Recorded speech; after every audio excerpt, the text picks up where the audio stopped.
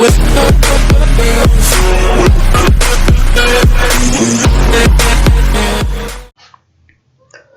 everyone, welcome to Neutron. So today I have brought a session for the interview. Okay, because many of the students were asking for the interview session. Okay, so आज जो हम जो session करेंगे इसमें हम discuss करेंगे what are the do's and don'ts. Okay, और interview में क्या क्या क्या हमें तैयारियां करके जानी चाहिए. ठीक है, किस तरीके से हमें अपने आप को प्रिपेयर करना चाहिए इंटरव्यू के लिए. ठीक है, मेंटली साइकोलॉजिकल. ठीक है, तो ये सब चीज़ों बातों पे हम आज चर्चा करने वाले हैं. ठीक है, बिकॉज ये बहुत ही इंपॉर्टेंट है कि बहुत सारी छोटी छोटी चीज़ें हैं जिसपे हम ध्यान नहीं देते हैं. ठीक है, तो आज हम सेशन में इन्हीं सब बातों पे आज हम डिस्कस करेंगे. ठीक है, so let's begin with the today's session. Okay, so interview. तो इंटरव्यू में जब आप जाते हो, ठीक है, तो पहला चीज़ क्या होता है, जो पैनलिस्ट लोगों को अच्छा लगना चाहिए आपके अंदर. ठीक है, तो what is that? That is your presentation. ठीक है, तो आपका प्रेजेंटेशन जितना अच्छा होगा, प्रेजेंटेशन मतलब आपका वे ऑफ क्लोथिंग योरसेल्फ. ठीक है, आप किस तरीके से आपने कपड़े पहने हैं. ठीक है, आपने किस तरीके से अपना जूता पहना है. ठीक है, आपका बाल कैसे कटा हुआ है. ठीक है, तो ये सारे चीज़ें जो है आपके प्रेजेंटेशन में आता है. ठीक है, आपका लुक एंड फील कैसा है, वो चीज़ वो उसको ऑब्जर्व करता है. ठीक है, बहुत ही ज़्यादा शैबी नहीं होना चाहिए. जैसे बहुत लोग होते हैं कि मतलब आपका जो वे ऑफ ड्रेसिंग है वो ऐसा नहीं होना चाहिए कि लोगों को लगे कि शैबी है. ठीक है, क्योंकि क्या होता है कि अगर आपका प्रेजेंटेशन वैसा, अगर उनके नज़र में अगर वैसा आपको दिखते हैं, ठीक है, कि ये तो बंदा बहुत ही कैजुअल बंदा है. ठीक है, बहुत ही शैबी बंदा है. ठीक है, तो वहीं पे आपके लिए एक माइनस मार्क्स हो जाता है आपके लिए चीज़ें. ठीक है, वो यही सोचते हैं कि जब ये अभी इंटरव्यू जो इसके लाइफ के लिए इतना इम्पोर्टेंट एस्पेक्ट है ये इंटरव्यू. ठीक है, तो अगर ये इसके लिए अच्छे से प्रिपेयर होकर नहीं आया है, तो ये रियल लाइफ में जब ये जॉब करेगा तो ये कैसे आप कर पाएगा काम. ठीक है, तो इसीलिए आपका प्रेजेंटेशन जो है बहुत ज़्यादा ज़रूरी होना चाहिए. ठीक है, तो प्रेजेंटेशन में क्या क्या चीज़ें हैं हम उसको देखते हैं. ठीक है, और उस पर डिस्कस करते हैं. ठीक है, तो पहला है बी परफेक्टली ग्रूम्ड. ठीक है, because your first impression is your last impression. ठीक है, तो ग्रूमिंग जो होता है, ग्रूमिंग के अंदर आपका सारा चीज़ आ जाता है. ठीक है, बहुत ही वाइड एस्पेक्ट है, इसको हमें समझना है. ठीक है, पहला तो आपका ड्रेसिंग से रिलेटेड हो गया. ठीक है, कि आपने किस तरीके से ड्रेस आपने पहना है. ठीक है, दूसरा चीज़ है आपका बाल वाल कैसे अच्छे से है कि नहीं. ठीक है, आपके नेल्स कट हैं कि नहीं. ठीक है, तो ये सारे चीज़ें आपका उसमें आता है. Your way of speaking. ठीक है, आप अपने आप को कितने अच्छे तरीके से व्यक्त करते हो. ठीक है, इस चीज़ें पे डिपेंड करता है, क्योंकि क्या है कि वो आपको देख रहा है एज अ फ्यूचर मैनेजर. ठीक है, तो अगर वो आप जिस तरीके से बात कर रहे हैं, अगर आप सामने वाले को अपनी बातों को नहीं समझा पा रहे हो, ठीक है, तो इसका मतलब है कि you are not able to present yourself as required by the bank.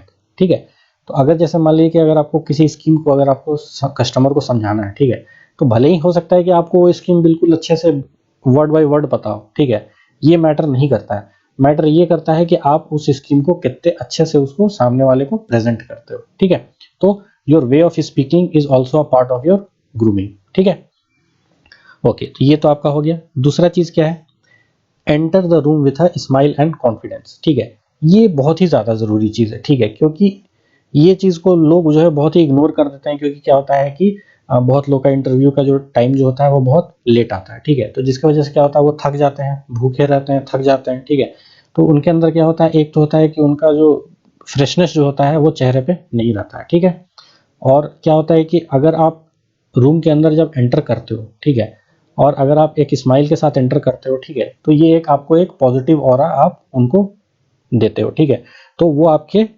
Positive side को रिफ्लेक्ट करेगा. ठीक है, और वो आपके लिए पॉजिटिव ही होगा इंटरव्यू में. ठीक है, इसलिए एक स्माइल तो बहुत ही ज़्यादा ज़रूरी है. ठीक है, दूसरा चीज़ है कॉन्फिडेंस आपका कैसे दिखना चाहिए, आप किस तरीके से चल के इंटरव्यू रूम के अंदर एंटर करते हो. ठीक है, तो ये चीज़ आपका दर्शाता है कि हाँ आप कितने कॉन्फिडेंट हो. ठीक है, जैसे फॉर एग्जांपल जब आप रूम के अंदर एंटर करते हो, ठीक है, तो बहुत लोग जैसे क्या होता है कि कैजुअल वे में क्या करते हैं, अपना रूम के अंदर एंटर कर देते हैं और दरवाज़ा को हाथ से ऐसे ही छोड़ देते हैं, वो अपने से जाके ढम से बंद हो जाता है. ठीक है, तो ये सब नहीं करना है आपको. ठीक है, आप जब एंटर करते हो, दरवाज़ा खोलते हो, तो आपको दरवाज़ा अच्छे से बिल्कुल लगा देना है, जाके जिसके वजह से कि नॉइज़ नहीं. ठीक है, तो इससे ये दिखाता है कि आप बहुत ही ज़्यादा वेल ग्रूम्ड हो. ठीक है, आप बहुत अच्छे फैमिली से बिलोंग करते हो. ठीक है, ये सब चीज़ आपका, आप बोलते नहीं हो मगर ये सब चीज़ जो है वो सामने वाले को पता चल जाता है. ठीक है, आपका वे ऑफ बिहेवियर. ठीक है, आपका वे ऑफ टॉकिंग, ये सब चीज़ें से वो बहुत सारा चीज़ वो ग्रास्प कर लेते हैं आपके बारे में, ठीक है, जिस चीज़ को बताने की ज़रूरत नहीं होती है, ठीक है।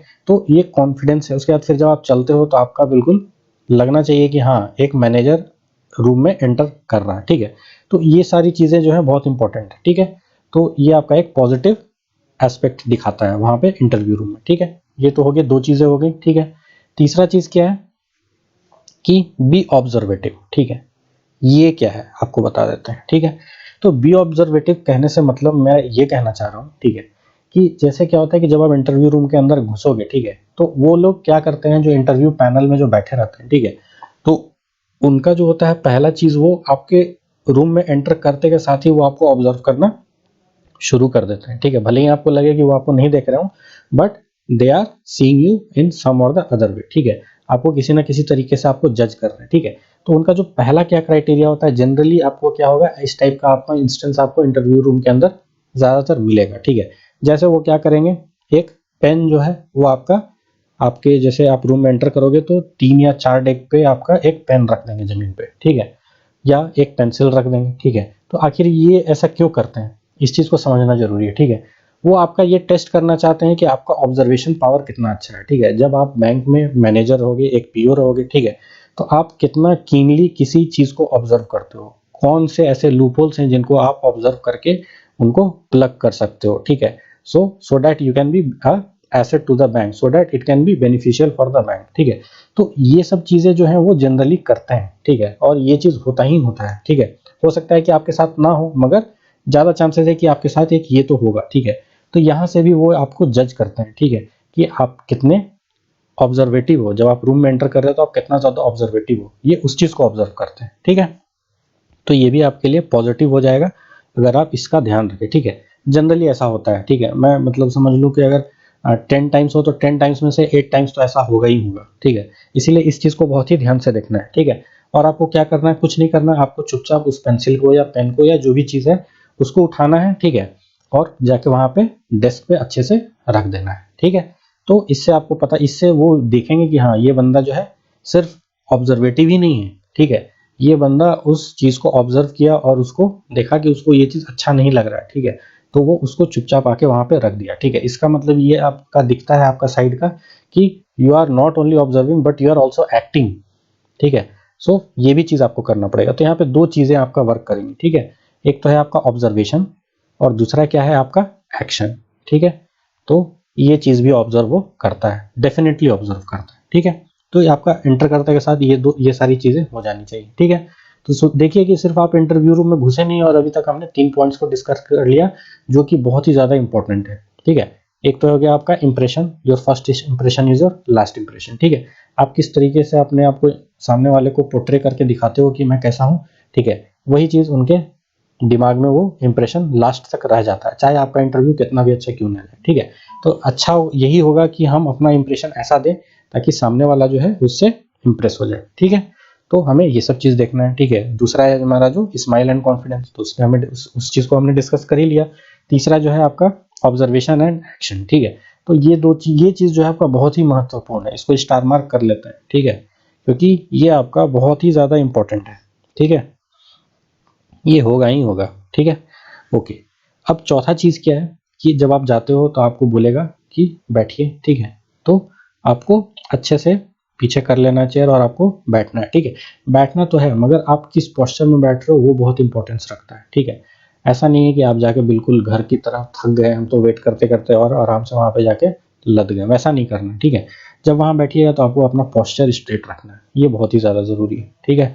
इसका मतलब ये दिखता है कि आप इतने देर से वेट कर रहे हो बट फिर भी आपके अंदर जो इंथुजियाज्म है, ठीक है, वो अभी तक आपका बिल्कुल 10 आउट ऑफ 10 है, ये दिखना चाहिए उनको, ठीक है।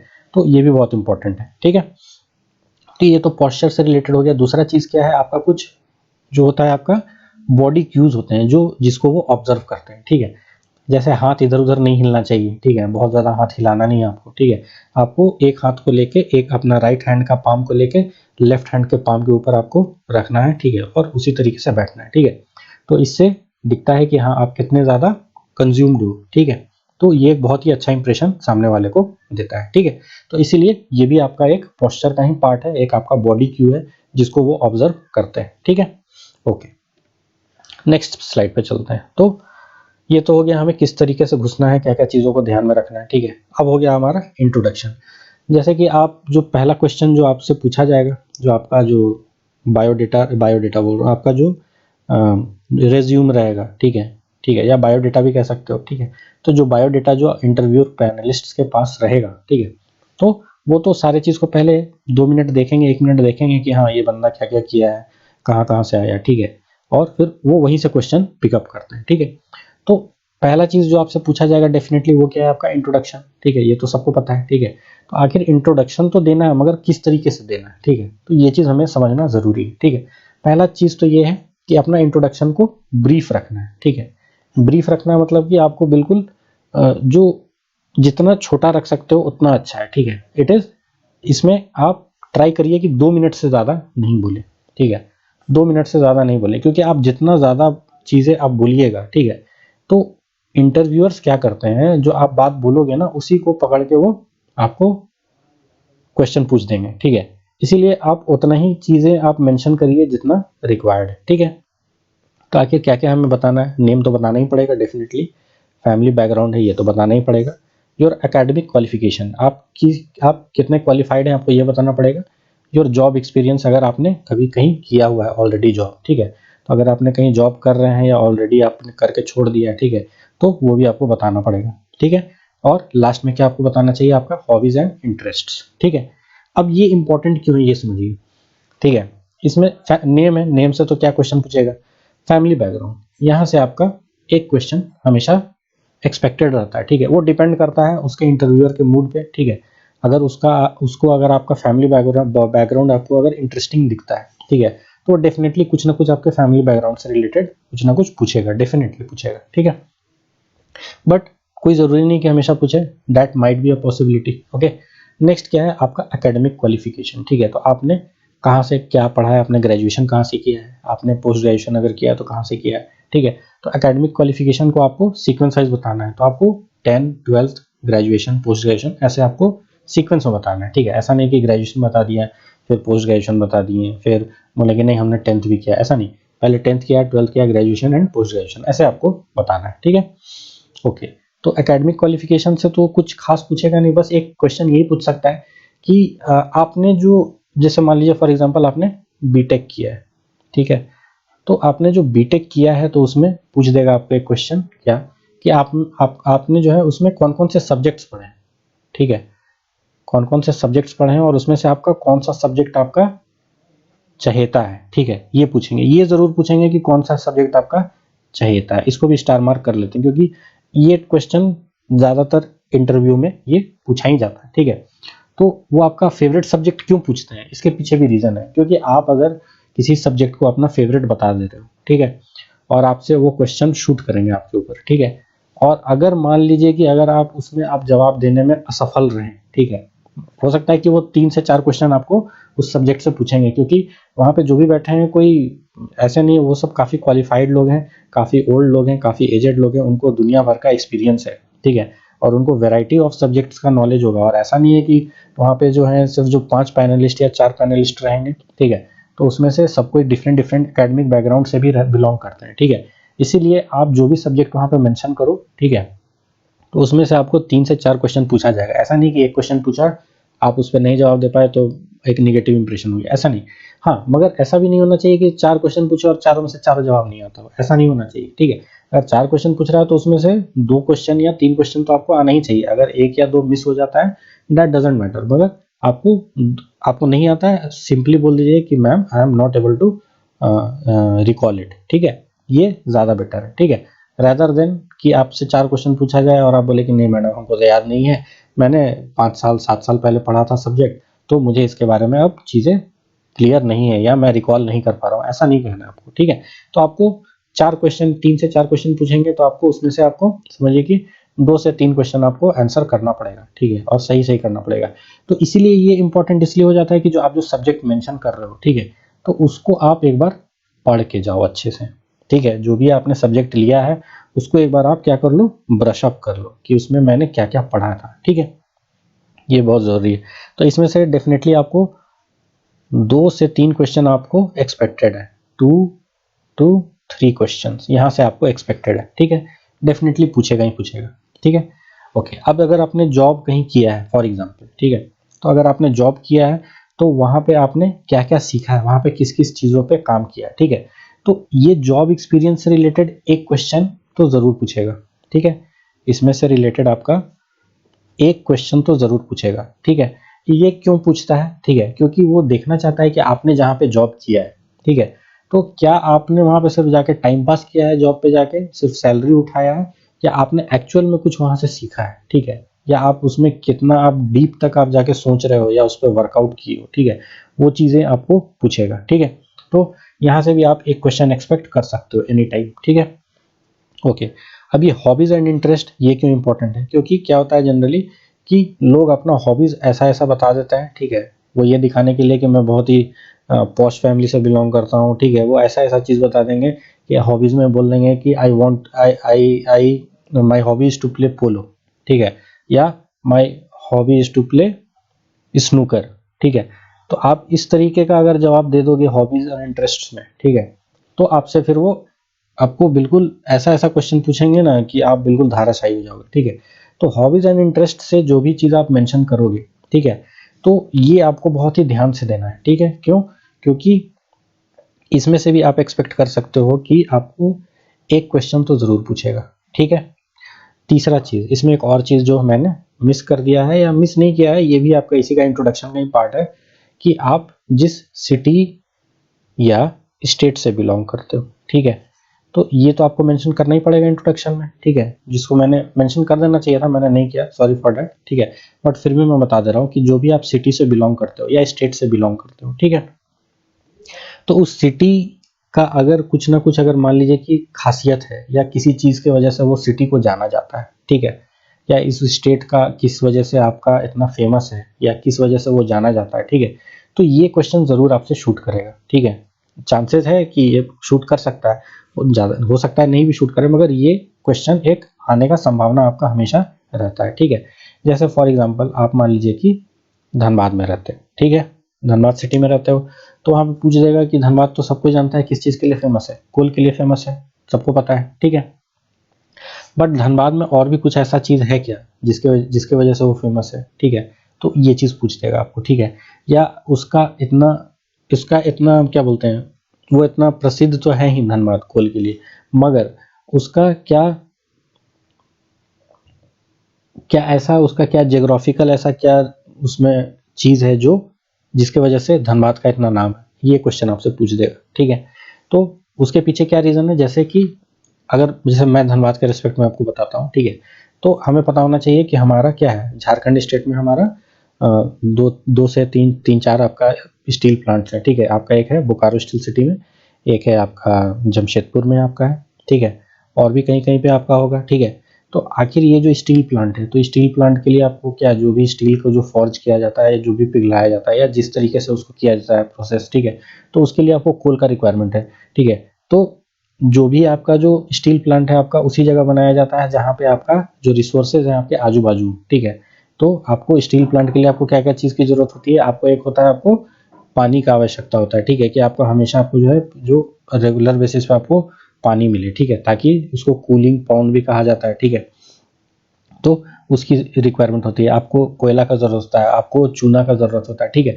तो ये सारी चीज़ें जो हैं आपका झारखंड स्टेट में अवेलेबल है, ठीक है, और जो स्टील प्लांट बनाया जाता है वो इन्हीं के नज़दीक में ही बनाया जाता है, ठीक है, जिसकी वजह से कि आपका ट्रांसपोर्टेशन ये सब चीज़ का खर्चा बचे, ठीक है। तो ये मैंने आपको झारखंड स्टेट के रेस्पेक्ट में मैंने आपको एग्जांपल दिया है, ठीक है। तो उसी तरीके हो सकता है कि आप किसी दूसरे सिटी से बिलोंग करते हो तो उसका भी कुछ ना कुछ सिग्निफिकेंस होगा, हो सकता है कि वो किसी चीज़ की वजह से जाने, जैसे जीआई टैग्स आज के डेट में बहुत फेमस हो गए हैं, ठीक है, तो जीआई टैग है, पूछ सकता है कि हाँ आपके स्टेट का जीआई टैग क्या है, ये पूछ सकता है, ठीक है। या हो सकता है कि अगर आप बिहार से बिलोंग करते हैं तो आपसे पूछ जाएगा कि हाँ मधुबनी पेंटिंग का क्या सिग्निफिकेंस है, ठीक है। तो इस तरीके के क्वेश्चन जो है आपके स्टेट या सिटी से रिलेटेड आपका पूछ देगा, ठीक है। जैसे बोकारो स्टील सिटी है, तो बोकारो स्टील सिटी क्यों फेमस है, वो इसीलिए फेमस है बिकॉज वो जो है it is one of the cities among the, जैसे कि क्या था कि प्लान्ड सिटीज जो थे पहले आपका 6 या 7 ही थे, बहुत ज़्यादा प्लान्ड सिटीज नहीं थे, and Bokaro steel city was one of them, ठीक है। इसी वजह से बोकारो स्टील सिटी का नाम है, ठीक है। उसी तरीके से बोकारो थर्मल है, उसका भी बहुत नाम है, ठीक है।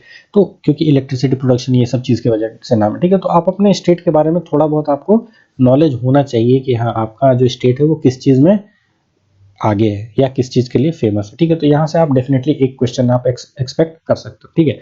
तो आपको इन सब चीज़ों के बारे में, ये जो है आपका जो पॉइंट है ये बहुत ही इंपॉर्टेंट है, सेकंड पॉइंट, क्योंकि इसमें से आपका मैक्सिमम क्वेश्चन पूछा जाएगा, ठीक है। इसमें से समझिए कि आपका 10 से 15 मिनट तो आपका इसी में ले लेगा आपका, ठीक है। तो इसमें से समझिए कि आपका 3 इधर क्वेश्चन, 4 5 6 7 5 से 6 क्वेश्चन आपका जो है डेफिनेटली आपको इधर से पूछा जा सकता है, ठीक है। 5 to 6 क्वेश्चन जो है आपका, 5 to 6 question is expected from this topic, ठीक है। ओके, अब जब इसमें एक चीज और बात को ध्यान रखना है कि जब आप इंट्रोडक्शन दे रहे हैं, ठीक है, अपना, तो आपको बहुत ज्यादा आपको डेटा नहीं दे देना है, ठीक है, कि मैंने ये किया, मैंने वो भी किया, मैंने वो भी किया हुआ है। आप ये मत सोचिए कि आप ज्यादा इंफॉर्मेशन दे दोगे तो आपको ज्यादा क्वालिफाइड समझेगा और आपको जॉब दे देगा, ऐसा नहीं है, ठीक है। इसीलिए आपको जितना डेटा देना है बहुत ही संक्षिप्त में देना है, बहुत ही मतलब ब्रीफ में देना है, ठीक है। और कोई भी ऐसा अननेसेसरी डेटा आपको नहीं देना है जिसका कोई जरूरत नहीं हो, ठीक है। तो इसको आपको ध्यान में रखना पड़ेगा, ठीक है। तो ये तो हो गया हमारा इंट्रोडक्शन, ठीक है। ओके, अब हमारा है जो नेक्स्ट जो है, इसमें क्या बात हो रहा है, बात करेंगे हम to how to deal with questions, ठीक है। तो क्वेश्चंस के साथ हमको कैसे डील करना है, ये भी हमें मेन तो यही सीखना है, ठीक है। क्वेश्चंस को हमें कैसे डील करना है, ठीक है। ओके, तो जैसे कि मैंने आपको बताया, पहला क्या है, prepare from an elective subject in your last academic qualification, ठीक है। तो जो आपका जो लास्ट एकेडमिक क्वालिफिकेशन था, फॉर एग्जांपल आपने ग्रेजुएशन किसी को चीज़ से लेके किया या बीटेक किया होगा, तो वहाँ पे उसमें जो है आपका इलेक्टिव सब्जेक्ट क्या था, ठीक है। फॉर जैसे इंजीनियरिंग है, ठीक है, तो इंजीनियरिंग में क्या है, मैकेनिकल ब्रांच है, कंप्यूटर साइंस है, आपका सिविल है, ठीक है। तो बहुत सारे इलेक्टिव सब्जेक्ट्स हैं, ठीक है। तो आपका इलेक्टिव सब्जेक्ट क्या है उसके बारे में आपको अच्छे से पढ़ के जाना पड़ेगा, इसको नोट डाउन कर लीजिए। This is star mark, star mark मतलब कि वेरी वेरी इंपॉर्टेंट, ठीक है। तो यहाँ से आपको क्वेश्चन तो जरूर शूट करेंगे, 2 से 3 क्वेश्चन आपको यहाँ से जरूर पूछेंगे, ठीक है, ये ध्यान रखिएगा। ओके, नेक्स्ट क्या है, क्योंकि आप बैंक एग्जाम के लिए आप जा रहे हो इंटरव्यू देने के लिए, ठीक है। तो आपसे एक्सपेक्टेड ये रहता है उनका कि आप बैंकिंग अवेयरनेस के बारे में आपको नॉलेज हो, जो स्टैटिक बैंकिंग अवेयरनेस है, ठीक है, कि या और स्टैटिक बैंकिंग अवेयरनेस तो आपको पढ़ के जाना ही जाना है, ठीक है। साथ ही साथ आपको जो अभी जो लास्ट मंथ का जो करंट में जो बैंकिंग का कुछ न्यूज़ है, ठीक है, उसको लास्ट 1 मंथ या लास्ट 3 मंथ्स लिख लीजिए, अच्छा रहेगा। लास्ट 3 मंथ्स का बैंकिंग अवेयरनेस, ठीक है, इसको एक बार रीडिंग करके ज़रूर जाइएगा, ठीक है। इसको करके ज़रूर जाइए, क्योंकि वो आपको कुछ ऐसा क्वेश्चन पूछ देगा कि क्या आपको पता है कि ऐसा ऐसा कुछ हुआ था, उसके बारे में आप क्या जानते हैं, ठीक है। तो वो आपका रीसेंट चीज से लेके आपसे क्वेश्चन पूछ देगा स्टैटिक ये बैंकिंग अवेयरनेस से, ठीक है। तो अगर आपको वो नहीं पता होगा तो वो आपके लिए एक निगेटिव मार्क दे देगा, ठीक है। और स्टैटिक बैंकिंग अवेयरनेस से आपका बहुत ज़्यादा चीज़ें तो नहीं पूछ सकता है, मगर कुछ कुछ चीज़ें आपका ज़रूर आपको पढ़ के एक बार रीडिंग ज़रूर करके जाइएगा, ठीक है। बहुत सारे ऐसे यूट्यूब चैनल है जहाँ पे आपको स्टैटिक बैंकिंग अवेयरनेस से रिलेटेड बहुत सारे वीडियोज़ हैं, ठीक है। तो आप इसको वहाँ से भी कर सकते हैं, ठीक है। जैसे फॉर एग्जाम्पल आपका अनिल अग्रवाल सर है, ठीक है। तो उनका जो है बैंकिंग अवेयरनेस का जो है, जो स्टैटिक बैंकिंग है उसको ही करके चल जाइए, ठीक है। तो आपको एक आइडिया हो जाएगा कि हाँ क्या क्या बैंकिंग अवेयरनेस में चीज़ें हैं, क्योंकि हो सकता है कि बैंकिंग आपका सब्जेक्ट ना रहा हो ग्रेजुएशन में, ठीक है। तो अगर आप बैंकिंग के लिए, जॉब के लिए आप जा रहे हो, तो आपको स्टैटिक बैंकिंग का नॉलेज होना बहुत ही अनिवार्य है, ठीक है, ठीक है। और यहाँ से आपका 1 या 2 क्वेश्चन आपसे पूछ सकता है डेफिनेटली, ठीक है। 1 to 2 क्वेश्चन यहाँ से आपसे पूछ सकता है। नेक्स्ट क्या है आपका, इसमें जो बैंकिंग जो अवेयरनेस पढ़िएगा, ठीक है, जो स्टैटिक बैंकिंग पढ़िएगा, तो इसमें आपको स्पेशल फोकस किस पे देना है, आपको रेशियोज पे देना है, ठीक है, कि रेपो रेट क्या है, रिवर्स रेपो रेट क्या है, ठीक है, एसएलआर क्या है, बैंक रेट क्या है, ठीक है। तो ये जो 4-5 जो है आपका रेट्स, ये सब आपको पता होना चाहिए। उसके बाद फिर आपका होता है बहुत सारे रेशियोज होते हैं, जैसे कि क्या होता है आपका कैपिटल एडिक्वेसी रेशियो होता है, ठीक है, कैपिटल एडिक्वेसी रेशियो होता है, ठीक है, CRA, ओके, CRAR होता है, ठीक है। तो ये सब जो है, ये सब चीज़ आपको पता होना चाहिए, ठीक है। तो इसीलिए आपको रेशियोज को आपको बहुत अच्छे से करके जाना है, ठीक है। और इसको भी स्टार मार्क कर लीजिए, क्योंकि आपको जब आप बैंक के लिए जा रहे हो तो आपको ये सब चीज़ का नॉलेज होना चाहिए, ठीक है, ये एक्सपेक्टेड रहता है। और यहाँ से भी आपको, ठीक है, 2 to 3 क्वेश्चन यहाँ से एक्सपेक्टेड रहता है आपका, ठीक है, ओके। मतलब total banking awareness and ratios को मिला के बोल रहा हूँ, ठीक है, टोटल इसमें और इसमें ये दोनों से मिला के आपका 2 to 3 क्वेश्चन रहेगा, ठीक है, ओके। अब क्या है, नेक्स्ट चीज़ क्या है जिसको हमें बहुत ध्यान से देके जाना है, ठीक है, और यहाँ से आपको आएगा ही आएगा, ठीक है, इसको आप डबल स्टार मार्क कर लीजिए, ठीक है, ये बहुत ही ज़्यादा इंपॉर्टेंट है। ये क्यों इंपॉर्टेंट है, क्योंकि आप जिस दिन आप जाओगे इंटरव्यू के दिन, ठीक है, तो उस दिन का न्यूज़पेपर, कोई एक न्यूज़पेपर उठा लीजिएगा, ठीक है, टाइम्स ऑफ इंडिया या इकोनॉमिक टाइम्स, किसी न्यूज़पेपर को उठा लीजिएगा, ठीक है, और उसका जो फ्रंट पेज है, ठीक है, फ्रंट पेज, उसका इकोनॉमिक सेक्शन और उसका जो फिनेंस सेक्शन है, ठीक है, ये तीनों को पढ़ के ज़रूर से जाइएगा, ठीक है। डेफिनेटली आपको पूछेगा कि क्या आप न्यूज़पेपर पढ़ते हैं, तो आपको बोलना ही पड़ेगा कि हाँ हम पढ़ते हैं, क्योंकि आप बैंकिंग एस्पिरेंट हैं, ठीक है। तो ये वो एक्सपेक्ट करते हैं कि आप न्यूज़पेपर को थॉरली आप पढ़ते हैं और आप डे टू डे न्यूज़ से आप अपने आप को क्या रखते हो, अपडेटेड रखते हो, ठीक है। तो अगर ये आप बोल देते हो कि न्यूज़पेपर नहीं पढ़ेंगे तो वो आपके लिए नेगेटिव हो जाएगा। आप ये बोल के निकल नहीं सकते हो कि हाँ मैं तो न्यूज़पेपर नहीं पढ़ता हूँ, ऐसा नहीं बोल सकते हो। This will give you a negative mark, ठीक है, ये कभी नहीं कहना है। आपको बोलना है कि yes I read a newspaper, और जो न्यूज़पेपर आप पढ़ोगे उसमें आपको ये 3 सेक्शन, फ्रंट पेज जो होता है, जो आपका इकोनॉमिक पेज होता है, एंड आपका एक जो फिनेंस सेक्शन होता है, ठीक है। इकोनॉमी एंड फिनेंस किसी किसी में एक साथ भी होता है, किसी किसी में अलग भी होता है, ठीक है। तो ये तीनों जो सेक्शन है इनको अच्छे से पढ़ के जाना है, ठीक है। और जब पूछा जाए कि हाँ क्या आप न्यूज़पेपर पढ़ते हैं, तो हाँ डेफिनेटली हम बिल्कुल पढ़ते हैं न्यूज़पेपर, ठीक है। और सिर्फ उसी दिन का नहीं, 2-3 दिन पहले का भी न्यूज़पेपर जरूर पढ़ के जाइएगा, ठीक है। क्योंकि हो सकता है कि वो तो जानता है कि हाँ ये क्वेश्चन एक्सपेक्टेड रहता है, तो सब कोई अपना आज का न्यूज़पेपर पढ़ के आया हो, ठीक है। तो ऐसा भी क्वेश्चन पूछ सकता है कि क्या आप तो रेगुलर न्यूज़पेपर पढ़ते हो, तो बोले कि हाँ, तो पूछ जाए कि अच्छा बताइए कल जो न्यूज़पेपर आया था उसमें क्या न्यूज़ था, ऐसा स्पेशल क्या था, ठीक है। तो इस तरीके से आपसे क्वेश्चन पूछ जाएगा, ठीक है। या उसमें पूछ जाएगा कि कोई ऐसा कोलैबोरेशन हुआ था, या कोई इस तरीके का जॉइंट वेंचर हुआ था, ठीक है, या कहीं पे ऐसा कोई एक नया आईपीओ जारी हुआ था, ठीक है। तो इन सब चीज़ों से रिलेटेड आपको एक क्वेश्चन या 2 क्वेश्चन, आपको इसमें से एक क्वेश्चन तो आपका डेफिनेटली रहेगा ही रहेगा। तो मतलब समझ लीजिए कि इसमें से आपको 2 क्वेश्चंस एक्सपेक्टेड है, ठीक है। 2 क्वेश्चंस आपको यहाँ से मिलने की संभावना पूरी तरीके से है, ठीक है, देना ही देना है, ठीक है। तो इसीलिए इसको जरूर पढ़ के जाइएगा, ठीक है। तो यहाँ से आपका प्रॉब्लम सॉल्व हो जाएगा, ठीक है। और इसको आपको इसलिए ध्यान रखना है क्योंकि इसमें आप ये नहीं कह सकते हैं कि हाँ मैं न्यूज़पेपर नहीं पढ़ता हूँ, ये बहुत ही गलत हो जाएगा बोलना, ठीक है। तो इसको भी करके आइएगा, ठीक है, ओके। अब नेक्स्ट पे हम चलते हैं, जो स्लाइड है इसमें जो है आपका सिचुएशनल बेस्ड क्वेश्चंस, ठीक है।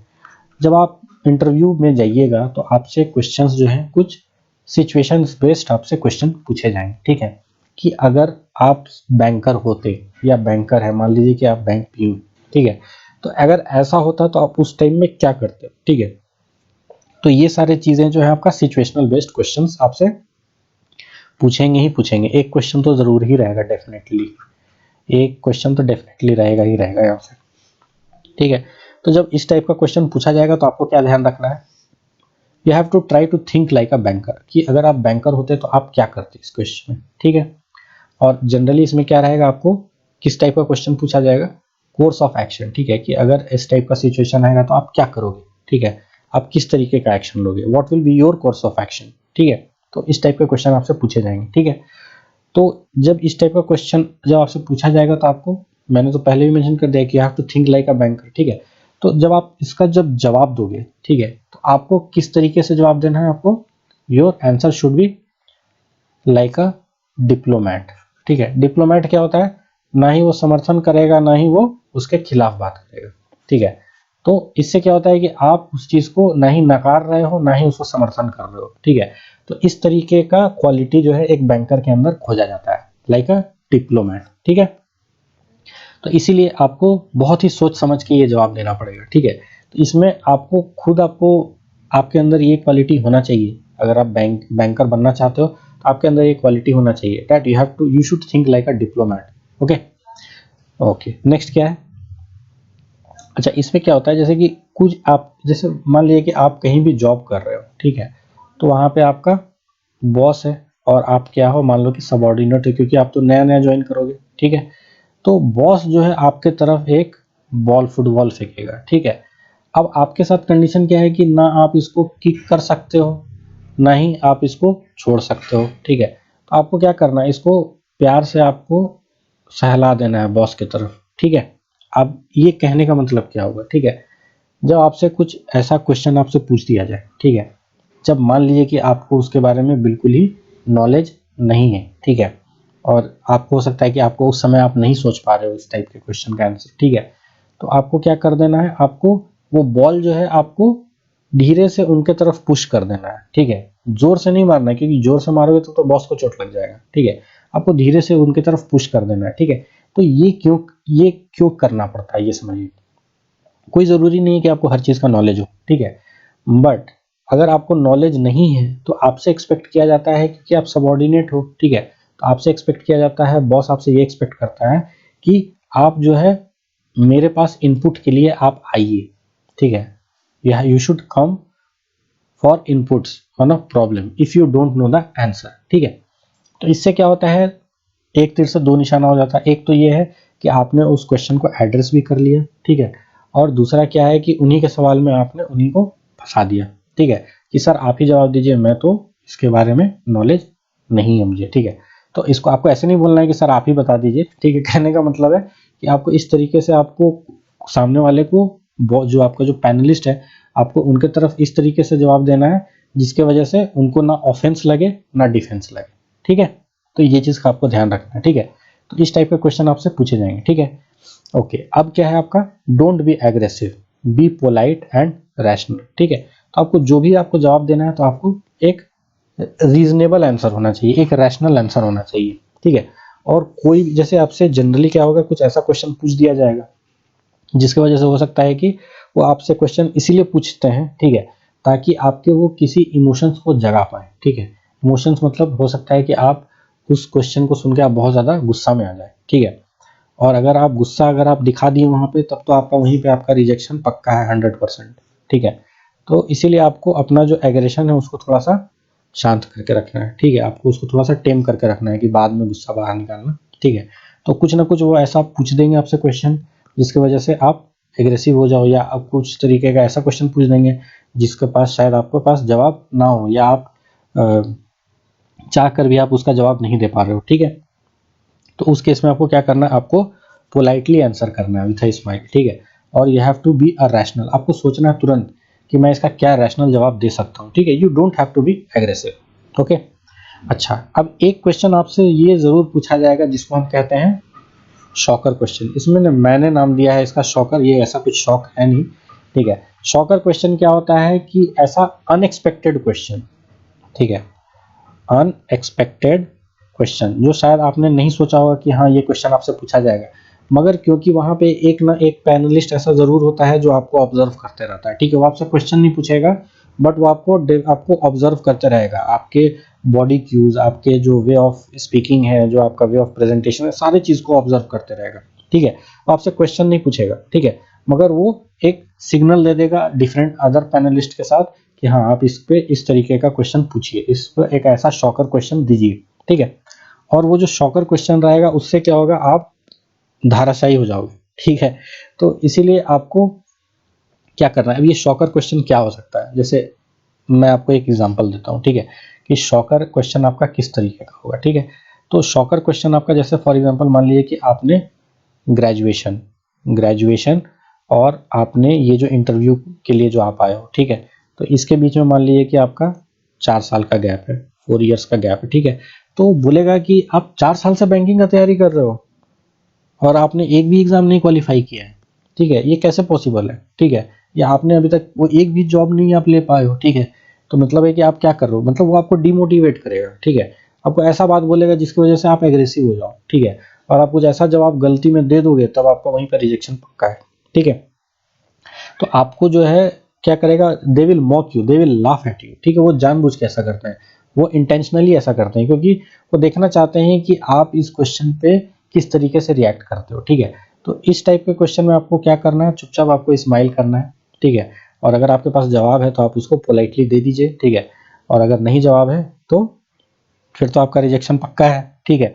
तो इसीलिए ये जो शॉकर क्वेश्चन होता है ये बहुत आपका सिलेक्शन और रिजेक्शन जो है इस पे आपका बहुत डिपेंड करता है इस क्वेश्चन पे, ठीक है। सो इसी वजह से ये जो क्वेश्चन है आपका बहुत ही इंपॉर्टेंट होता है, ठीक है। तो इसको भी आपको बहुत ध्यान से आपको जवाब देना है वहाँ पे, ठीक है। अगर ये पूछता है कि आप 4 साल का गैप क्यों है, ठीक है, तो आप बोलिए, आप ये बता सकते हैं कि हाँ सर मैंने और भी डिफरेंट एग्जाम्स दिए हैं, ठीक है, बट उसमें मैं मेंस तक गया हूँ बट मैं इंटरव्यू में क्लियर नहीं कर पाया, ठीक है। या बोल सकते हैं कि ठीक है कुछ वजह से आपका हो गया, ठीक है। और जो रीज़न देना चाहिए ये मत बोलिएगा कि हाँ मेरा मम्मी का तबीयत खराब रहता है, मेरे पापा का तबीयत खराब रहता है, मैं बहुत गरीब घर से हूँ, ठीक है। तो ये सब जवाब आपको नहीं देना है, ठीक है। आपको एक ऐसा रैशनल जवाब देना है जिसकी वजह से जिससे कि वो उस जो पैनलिस्ट हैं वो आपके आंसर से सेटिस्फाइड हो जाए, ठीक है। ओके, अब नेक्स्ट क्या है, आपको क्या क्या नहीं करना है, ठीक है। तो जैसे कि आपसे एक सिचुएशनल बेस्ड क्वेश्चन में आपसे ये पूछ सकता है, किसी गवर्नमेंट पॉलिसी से रिलेटेड आपसे एक क्वेश्चन पूछ सकता है, ठीक है। तो उस केस में आपको क्या करना है, आपको कभी भी गवर्नमेंट को क्रिटिसाइज नहीं करना उस पॉलिसी को लेके, ठीक है। आपको क्या करना है उस केस में, आपको उस केस में आपको ये बोलना है कि जो जो गवर्नमेंट जो पॉलिसी बनाती है, ठीक है, तो वो जितने भी जो लर्नेड पीपल हैं, जितने भी आपके जो पीपल हैं जो मिनिस्ट्री में है, ठीक है, तो they all are very learned people and they have talked, they have discussed and then they have come up with a policy, okay।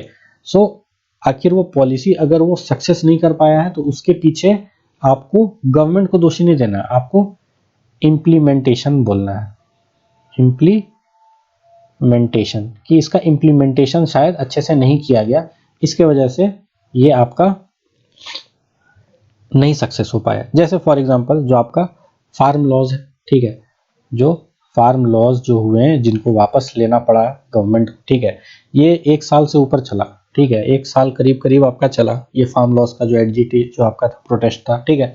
तो डेफिनेटली इस टाइप के क्वेश्चन आपसे पूछे जा सकते हैं कि आखिर फार्म लॉज के जो उन्होंने जो लाया गवर्नमेंट ने, तो आखिर वो सक्सेस क्यों नहीं किया, या उसको उसको गवर्नमेंट को वापस क्यों लेना पड़ा, ठीक है। तो आपको ये बताना है कि हाँ शायद वो अपने आप को अच्छे से कन्वे नहीं कर पाए। जैसे प्रधानमंत्री मोदी भी जो है आपको क्या बोलते हैं, जब उन्होंने फार्म लॉज को रिपील किया, ठीक है, तो उन्होंने ये कहा कि शायद हम जनता तक या अपने फार्मर्स को जो है ये पॉलिसी समझाने में नाकाम रहे, उन्होंने ये कहा। उन्होंने ये नहीं कहा कि हाँ हमारा जो लॉ जो हमने बना के लाया वो गलत था, ऐसा नहीं, ठीक है। क्योंकि जो भी जो लॉज जो बनते हैं तो it is for the better interest of the people, ऐसा माना जाता है, ठीक है। तो आप जो है उस संघीय ढांचा के ऊपर आप सवाल नहीं उठा सकते हो कि हाँ भाई ये आपने जो ये पॉलिसी बनाया ये गलत है, ठीक है। आप कभी भी ऐसा नहीं कर सकते हो, कभी भी क्रिटिसाइज नहीं करना है, ठीक है। तो इसको आपको ध्यान में रखना है, ठीक है। दूसरा चीज आपको क्या ध्यान रखना है कि आपको नहीं करना है, कभी भी पैनलिस्ट को डिसीव नहीं करना है, ठीक है। कभी भी उसको मूर्ख नहीं समझना है आपको, ठीक है, कि हाँ पैनलिस्ट को कुछ भी बोलना है, इसको क्या ही पता चलेगा, ठीक है। तो ऐसा कभी सोच के मत जाइए, ठीक है। अगर ऐसा सोच के जाते हैं तो आपसे बड़ा बेवकूफ कोई नहीं है, ठीक है। उन्होंने अपने बाल सफेद 1 या 2 दिन में नहीं किया है, उनके पास 20 साल 30 साल 40 साल 50 साल का एक्सपीरियंस है, ठीक है। तो इसीलिए वो आज के डेट में उस पोजीशन पे, ठीक है। तो कभी भी ऐसा नहीं करना है, क्योंकि अगर आपने कभी भी ऐसा करने की कोशिश किया तो आप वो झट से करोगे और वो फट से पकड़ लेंगे कि आपने कहाँ गलती की है, ठीक है। तो वहीं पे आपका रिजेक्शन पक्का है, ठीक है। तो कभी ये नहीं करना है, ठीक है, नेवर। नेक्स्ट क्या है, never provide false information that might lead to your rejection, ठीक है। आपको कोई भी फॉल्स इन्फॉर्मेशन ऐसा प्रोवाइड नहीं करना है जिसकी वजह से आपके पकड़े जाने की संभावना हो, ठीक है। क्योंकि अगर फ्यूचर स्टेज में अगर कभी भी अगर ये चीज सामने आता है, ठीक है, so they will bar you for the rest of the exams, आप कोई भी बैंकिंग एग्जाम के लिए आप बैठ नहीं पाओगे, ठीक है। तो आपने ये तो गुड़ गोबर कर ही दिया, साथ में आपने अपना फ्यूचर भी जो है आपने अंधकार में कर लिया, ठीक है। तो इसलिए ऐसा कभी नहीं करना है, ठीक है। So that is all this 3 are in what not to do, आपको क्या नहीं करना है, ठीक है। Okay, so at the end मैं आपको यही बोलूंगा, thank you so much for your time and patience and all the best for your interview. आपको हमेशा पॉजिटिव एंड फोकस्ड रहना है, ठीक है, and keep yourself motivated. Okay, so that is all from my side. Thank you so much for your time and patience, and please do like, share and subscribe to my channel, and do not forget to press the bell icon so that you can get regular updates about my upcoming video. Thank you so much.